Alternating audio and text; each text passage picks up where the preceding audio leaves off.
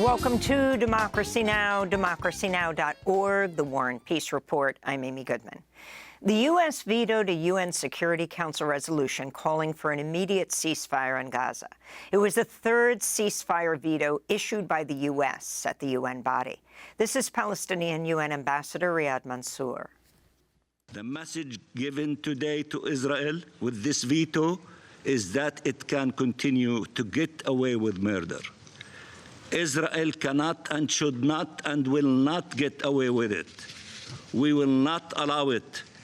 This veto does not absolve Israel of its obligations, nor of those who shield it.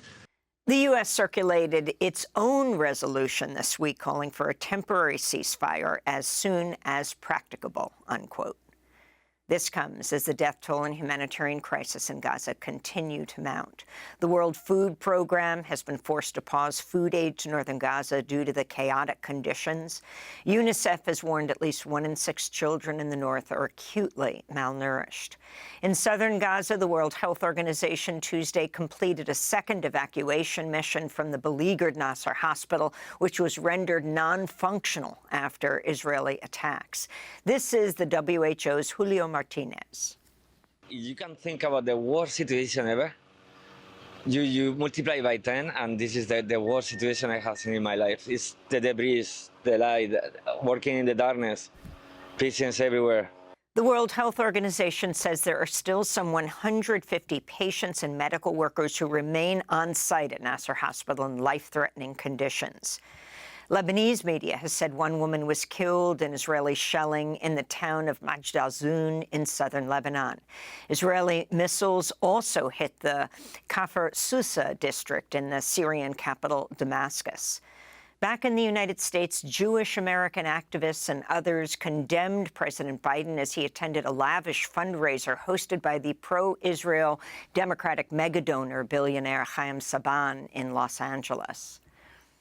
Yemen's Houthi movement said Tuesday it struck an Israeli cargo ship in the Gulf of Aden with missiles and targeted a number of U.S. warships in the Red and Arabian Seas.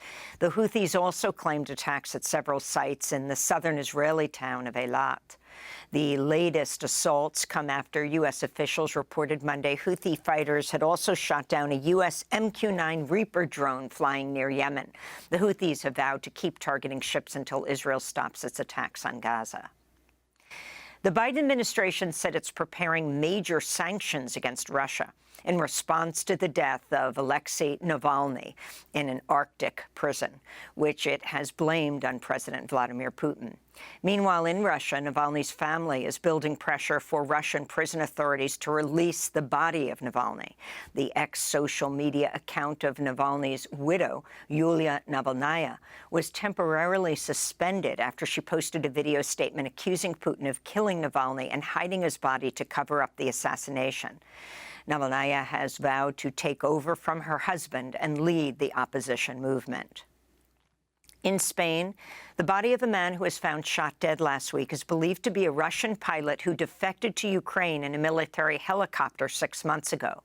Maxim Kuzmanov's body was reportedly found in an underground garage with multiple bullet wounds. In response to the news, Russia's Foreign Intelligence Service Director referred to Kuzmanov as a traitor and moral corpse.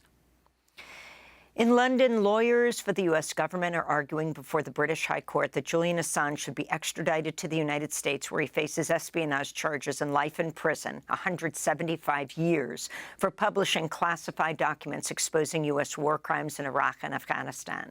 The appeal is likely the last chance for the imprisoned WikiLeaks founder to avoid extradition. Julian Assange's wife, Stella, debriefed crowds of supporters Tuesday after the defense presented its case to the court. Whatever happens in the coming days, it's now been aired in court. The murder plot, the political motivation coming out of Mike Pompeo's obsession with killing Julian,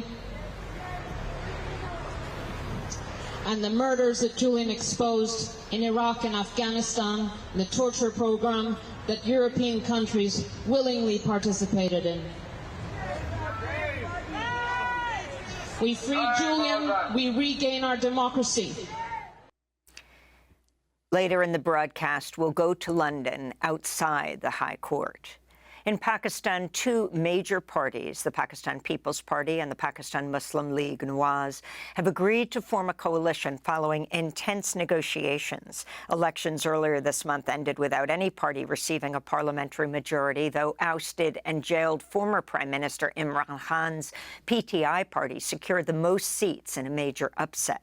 Another former Prime Minister, Shehbaz Sharif, has been named as the coalition's candidate for Prime Minister. This comes as a top administrative official confessed to vote tampering and resigned. After making the stunning admission, he expressed regret for, quote, stabbing the country in its back, unquote. Imran Khan's party has accused the powerful military of rigging the vote against him. In Somalia, the U.S. is facing accusations it killed two Cuban doctors during a recent airstrike targeting the militant group al-Shabaab. The Cuban doctors have been kidnapped by al-Shabaab 5 years ago. They've been serving in Kenya as part of a program where Cuba sends medical professionals across the globe to help improve access to health care. The doctors have been identified as Asal Herrera Correa and Landy Rodriguez Hernandez. Authorities in Rwanda have rejected calls by the U.S. government to withdraw its troops and missile systems from eastern Congo as clashes escalate in the region.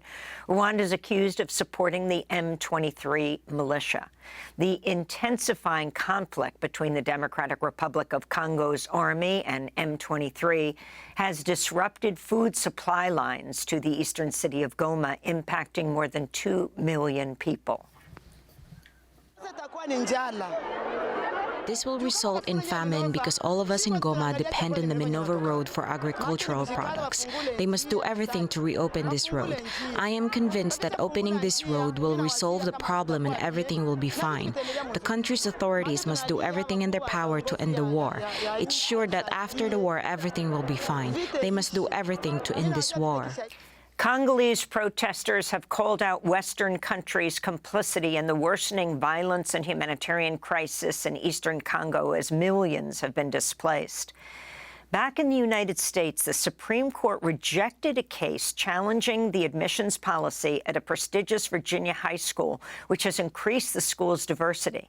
The Thomas Jefferson High School for Science and Technology, frequently ranked the country's top school, changed its admissions policy in 2020, resulting in a 6% increase in Latinx students and an 8% boost in Black students. The new policy also allowed for more low-income students, English language learners, and girls to be accepted into the school.